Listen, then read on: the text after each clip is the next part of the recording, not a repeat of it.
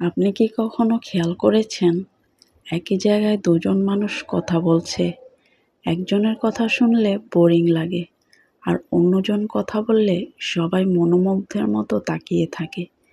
পার্থক্যটা কিন্তু চেহারার না, পার্থক্যটা তাদের শব্দ চয়নে। আজকে আপনাদের এমন 5টি জাদুকরী শব্দ শেখাবো, যেগুলো কথা বলার মাঝে সঠিক জায়গায় ব্যবহার করতে পারলে যে কোনো আড্ডায় বা মিটিংয়ে বা উপস্থাপনায় মানুষের পুরো অ্যাটেনশন আপনার দিকে চলে আসবে।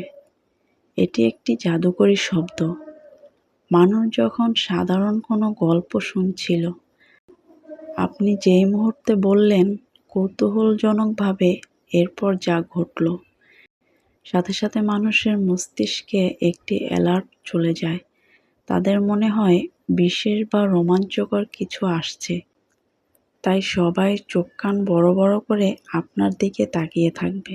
আমরা কথায় কথায় অনেক সময় হুট করে মন্তব্য করে ফেলি, কিন্তু আপনি যদি বলেন, বিষয়টি সহজ মনে হলেও আসলে এটি আপনাকে একজন বুদ্ধিমতী ও বুদ্ধিমান এবং চিন্তাশীল মানুষ হিসেবে ফুটিয়ে তোলে। অতিরিক্ত আত্মবিশ্বাস বা অহংকারী না শুনিয়ে যুক্তিপূর্ণ কথা বলতে এই শব্দটির জুড়ি নেই। যে কোনো সাধারণ সত্য বা যুক্তিতে শক্তিশালী করতে এটি ব্যবহার করুন। যেমন, আমরা ভাবি সময় কম, কিন্তু প্রকৃতপক্ষে আমাদের মনোযোগের অভাব। শব্দ দুটি আপনার কথাকে সাধারণ আড্ডা থেকে টেনে একদম প্রফেশনাল ও গভীর আলোচনায় নিয়ে যায়। শুনতে ভারী ও মূল্যবান মনে হয়।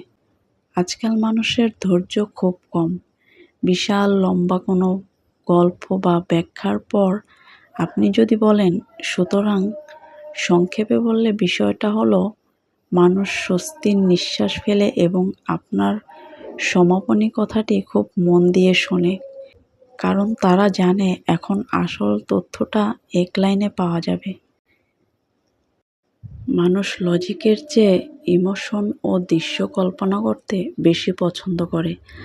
আপনি যখন কাউকে বলেন, একবার কল্পনা করুন তো, আপনি যদি সেই পরিস্থিতিতে থাকতেন, সাথে সাথে শ্রোতা নিজের অবচেতনে মনে সেই দৃশ্যটি দেখতে শুরু করে। সাথে সাথে শ্রোতা নিজের অবচেতন মনে সেই দৃশ্যটি দেখতে শুরু করে।